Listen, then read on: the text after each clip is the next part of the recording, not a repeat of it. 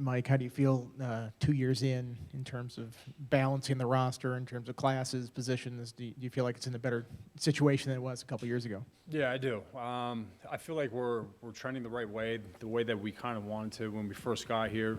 We knew it wasn't going to be an overnight job and a quick fix.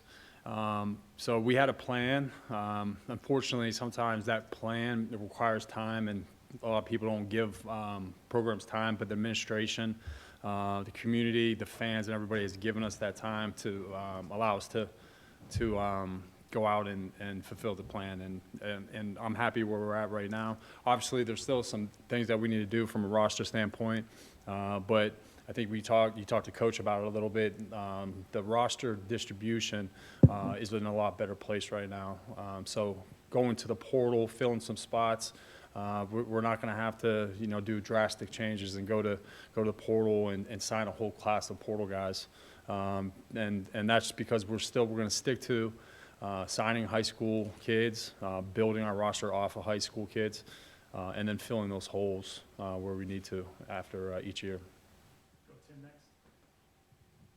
Mike, what went into the process of identifying Sam Brumfield as the linebacker that would fit your needs, and what went into that process? So we all sat as a staff, Coach Pride, the defensive staff, recruiting staff, and pulled up all the guys in the portal that we liked, and then we ranked them. And then after we ranked them all, Sam was the number one guy. And so Coach Pride said, go get him. So that week, we went out there. Actually, prior to that week, Coach was in that area with Sean Quinn, so he kind of got to see him, see what he looked like, and then after we watched the film, ranked him, and then he said, "Chris, go ahead, go get him." We were able to get him on a visit, and then after that, it was just we're lucky enough that we were able to get him on the boat.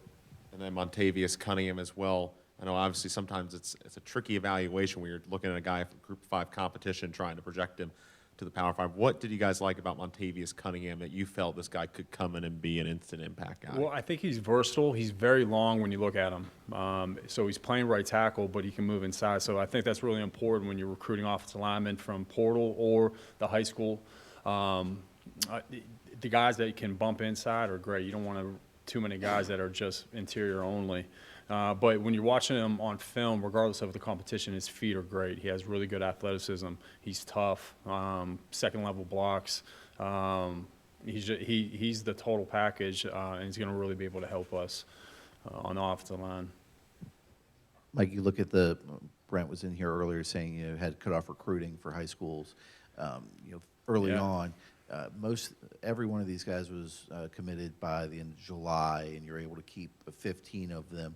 How important was it being able to keep those guys intact, especially with a lot of schools coming in late for quite a few of these guys? Yeah, that's a great point, and it's a thing that came up this year when we hit that contact period, because I think the recruitment strategy of these 2 weeks is changing. I think it's evolving a little bit, because it used to be, all right, you got to go see all your high school commits, right? Well, the time doesn't allow us to go into each home for all 15 kids, so you have to prioritize that. So the early enrollees, you want to go see them first, but it's all right. Now you have to go see these transfer portal guys, because it's like speed dating. All right, we've been getting to know these guys that we're signing for the past 2 years, 2.5 years. We don't know these guys, so in 2 weeks span, we're trying to figure out if they're a good fit, because we can't bring anybody in the program that isn't a good fit. And so it's changing to more 50-50, maybe even more 70-30 towards recruiting transfer portal guys versus the high school guys. And hopefully you got the high school guys wrapped up and in a really good position. When you look at where you're at in terms of mid-year enrollees, what goes into that with working with these high school guys where you can say 2/3 of the high school commits are able to come in January? Yeah, you'd like to bring all the guys in that are early enrollees, that want to be early enrollees. You'd like to say, yeah, go ahead, that works. But you got to look at a couple things. You got to look at all right, who's leaving for sure, who's going to exhaust eligibility. This year, we didn't have the advantage of having a ton of guys leaving the program. All right, so then you had to look at player retention. All right, we weren't exactly sure of how many guys were going to be staying. It's a good thing, a bad thing, but all their guys ended up coming back. So then it's who leaves. All right, so then you're able to use those spots as mid-year replacements. This year is tighter than most years for me in the past, but again, it's because we only had, essentially, Coach mentioned, it's 6 guys, 6 seniors that exhausted eligibility. So now you're banking on player retention and guys that end up moving on from the program. But we shouldn't have that issue next year. You guys signed 6 players from the Commonwealth. That's obviously always an important piece. Coach Pry was up here and said that part of it now is just continuing to show face in all of these schools and continue to build those relationships.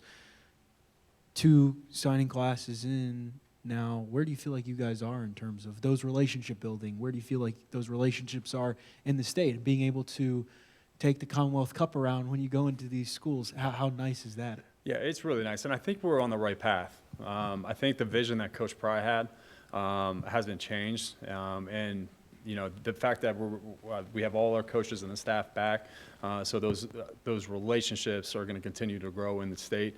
We're going to be going into January, which has become almost like a mini spring. Spring, the guys go out for their 140 days or whatever it is, and then it's a lot of political stops. With the coaches. That's what kind of spring is now, because you got your class wrapped up. So now you're going into the spring. Coach Cheetah kind of mentioned that we're going to be doing these blitzes. So we started that last year.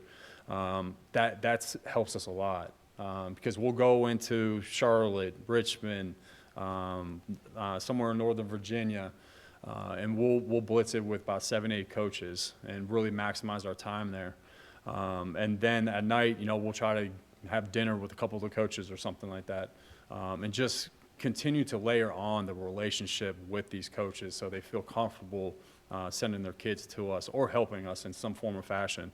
I think that's really important, especially now in the portal age. I don't think it's anything new, but if a kid has a strong relationship with us and he's from the area, he knows what Virginia Tech means and he knows the history of Virginia Tech, it's going to be harder for him to leave when times get tough, in that first, second year of his enrollment at Virginia Tech.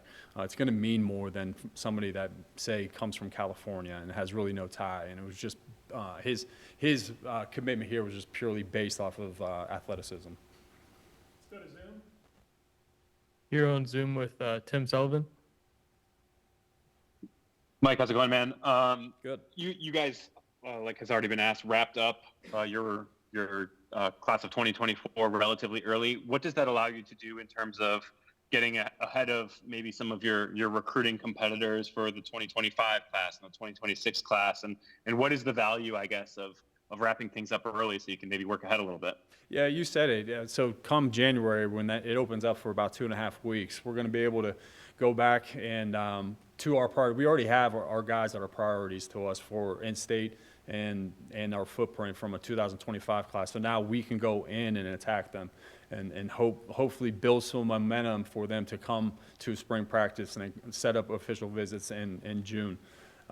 So that's kind of what it really helps us. We're still going to, there's some guys, like I mentioned earlier, that I wasn't able to send Coach Pry to go see because they weren't early enrollees, and that's the commitment. So we're going to still go in their homes. We're going to honor that, coach to go in there, be with the families. And then after that, then we'll be attacking the 2025s in our in-state and the footprint. But it's a really big help, to answer your question. And then from that perspective, you mentioned that you were very tight numbers-wise with the number of guys who opted to return this year at the end of the season. What are you expecting in terms of numbers going forward after this 2024 class? I think you alluded to the fact that it might be a little less tight in the next couple of years. Yeah, I mean, when you look at it on paper, we're going to be older with all the guys returning next year. So, we're definitely not going to be in a position where we're only taking 15 guys. Now, I think the real question is, how many guys do you take out of that, whatever it is? Say it's 25 guys that you're able to take that following class. Well, the question is, all right, well, how many out of that 25 are you going to allocate to the portal versus high school kids? Like I just said a little bit earlier, we're going to always want to focus in on the high school kids and continue to build our program off high school kids. But I think you're seeing that number may get bigger across the country, where you're allocating more transfer numbers. Depending on what your roster looks, it's case by case, every program you go to. Any more on Zoom? Looks like we're good. Thank you. Any final questions here? Good. All right, thanks, guys. Appreciate it.